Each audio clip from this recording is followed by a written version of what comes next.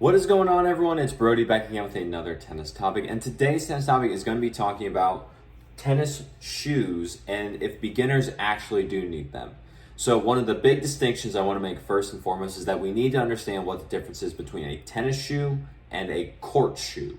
So tennis shoes have become pretty common today in terms of referencing any single sneaker that is out there right now. But when people hear the word tennis shoe, that's what they think of to wear onto a tennis court if they start playing, especially if you're a beginner. So we really want to start moving away from using tennis shoe to describe shoes that are made specifically for tennis. And what I'm going to try and really start just calling them are court shoes. Mainly just because a court shoe, it specifies a lot more that it is designed for an actual court, rather than a lot of tennis shoes nowadays are just designed as casual everyday sneakers, and most people get it very confused. Now, the reason that I'm trying to make this distinction and make it very clear is because of the big differences in the way that these two different types of shoes are constructed and why that's important. So beginners coming into tennis, one of the big things that they don't know is how a tennis court shoe is supposed to fit. And I'll give you an example of this is because just recently I had a lady come into a store I was working at, and she had played tennis before when she was younger, and she was just getting back into it. She had a few friends that were wanting to do it, and she was like, okay, I want to get back into it. I've had some problems in the past before. I had to stop playing because I think she had graduated high school, but she had never really got a actual tennis court specific shoe before. So I was like, okay, so let's see what you think. So after talking with her, I got her size. I figured out what type of shoe she would want, whether that was more cushion to it or a lighter weight shoe. I brought her one of both, and that way she tried both on.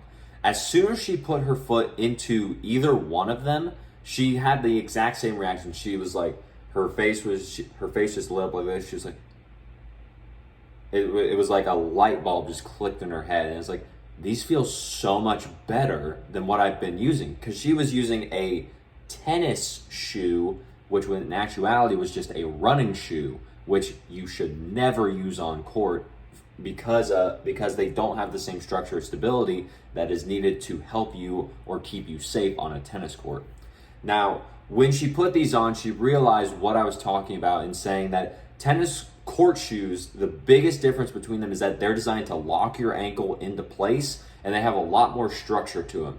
So they're going to feel a lot tighter when you first put them on, because they have to keep your ankles in one spot so that your foot and your ankle doesn't roll on the court every time you try and move side to side or laterally.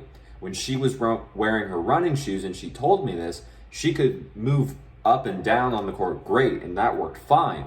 But as soon as she tried going side to side, she felt like her shoe was just giving out on her, and she almost fell over multiple times and almost twisted her ankle because the shoe wasn't designed to support her. So that's where when she actually got into a tennis court shoe, it worked out so much better for her, and she could instantly tell the difference and be like, this is what I've been missing. Now, with the actual tennis court shoes, and like I said, the biggest difference in their design being that they're designed to keep the ankle locked more into place. The one reason that this is important is because if your ankle is rolling, or if your foot's flat like this and you go to move and you do that, you're just asking to roll an ankle. You're on the verge of getting hurt, and it's not going to end well. We don't want any hospital visits or have to pay for any hospital bills when you could just buy the pair of court shoes and save the entire money, the time, and the recovery it's going to take to actually get back out onto the court. And if you do get injured from playing, you may have a sour taste in your mouth and you never want to play again. And we don't want that. We want to enjoy the sport of tennis that we all love so much. So court shoe, this is definitely the one to go with.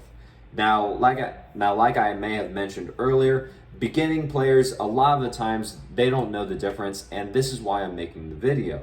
If you don't know what you're trying to look for, then it's not on you. You just haven't found the information yet. It hasn't been out there enough for you to actually know the difference. So by doing this and watching this, the responsibility goes to you a little bit to make sure that you do get a tennis specific court shoe.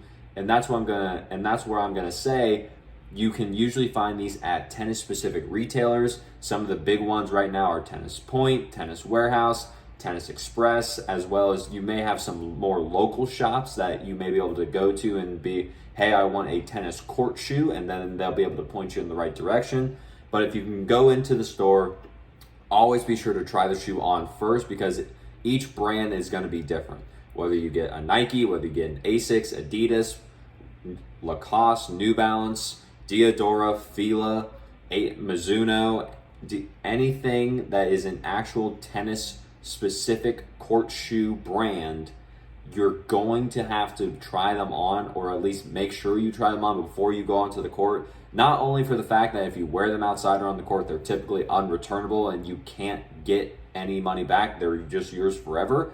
But the other part is that they're going to feel so different that if you're not used to it and you just try and go out there willy-nilly without someone helping guide you as to what shoe you may need, that's when you can really start to get injured as well, because you either get the size wrong or you don't have enough space in the toe box area to actually, because you need a wider width and they didn't know that, or you didn't necessarily know that, and then the tennis shoe just accentuated it because it fits narrow. There's a whole slew of things that can go into actually getting and picking out a tennis court shoe. So getting a little bit of help with that is never a problem. If you ever have any questions about court shoes, you can always leave a comment down below and I'll get back to it as soon as I can so that I can help you as well. Maybe help guide you a little bit more through the comments or anything else. But you really need to take this part seriously so that you can help avoid injury. Now, it's not all doom and glooms and that if you don't have a tennis court shoe, it's the end all be all. Because there are plenty of people that have also played tennis with the normal tennis shoe and been fine. That's a thing. But if you're beginning, you're just starting out and you're not, I'll say, moving around laterally as much, you're just going out to hit with friends, you're not really playing extremely hard, or you're not being very aggressive, then you can typically get away with it for a little bit. Or if you're just doing, like, you're very young or you have younger kids and they're just starting out and the coach isn't having them move or run around as much just because they're trying to develop their stroke and everything, then you might be able to get away with using shoes that you already have or just regular tennis shoes in general. The thing is, those shoes will start to wear out faster on the court because the sole of them is not designed to last on a tennis court. They're just going to burn out and then you're going to burn through the shoe pretty quick. But you can still use them in that scenario.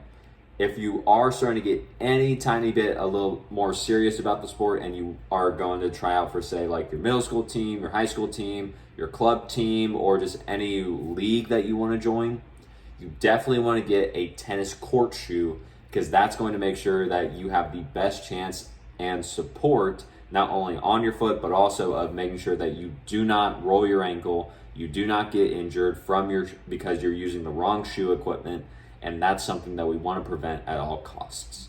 So, if you like this video, leave a like on it. Comment down below any more questions that you have, as well as, like I said, any questions about tennis court shoes that you may have.